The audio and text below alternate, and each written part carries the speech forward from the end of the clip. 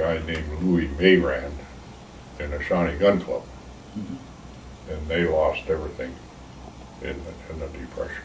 They lost it all, and I know he had a hard time finding work. He'd do, paint wherever he had a chance, and there used to be a lot of Americans that lived out in Riverside. He'd work for them, and they used to sell booze out of the front room on occasion. Yeah, he ran a little blind pig for a while, probably. I mean, the times were tough, and jobs were very scarce. But it's like even now, okay, they can say jobs are scarce, but if a guy wants to work, you can work. If you're not particular what you have to do. And as much as I hate to admit it, my first choice was the Air Force.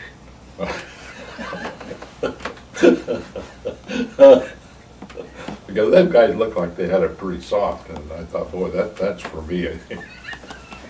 Is that okay? Sounds good to me. But I don't know what the occasion or why it happened, but I ended up in the Army, and I'm probably glad that I did, because it was tough at the time, but then when you think back on it, it was a good experience, and it's like everything else that has its good times and its bad times, and you always try to remember the good times and forget the bad times.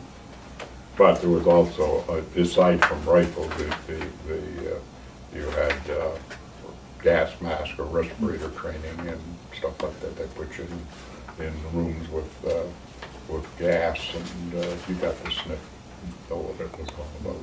That was all part of the basic training, as I remember it. There was probably a lot more that I don't want to remember.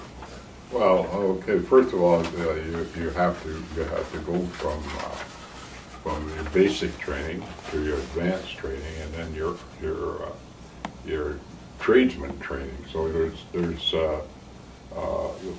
there's 3 more steps or 4 more steps before you get into something that you could probably use later on in life. In other words, they went from the basic training in Chatham to advanced training in Ipperwash, and then mechanical training in London to learn basics of mechanics and stuff like that, and then on to Woodstock for the driving school, and then back to London again for more training and so forth. So I mean, that is the fact that I probably made up my mind what I wanted to do in life, but prior to even going in the Army, I was involved in mechanics and stuff like that. So that's been a part of my life, and the Army probably helped, but it wasn't necessarily what I had decided to do. Because I guess I was a sergeant that was doing the cooking, and I went out, was just going out to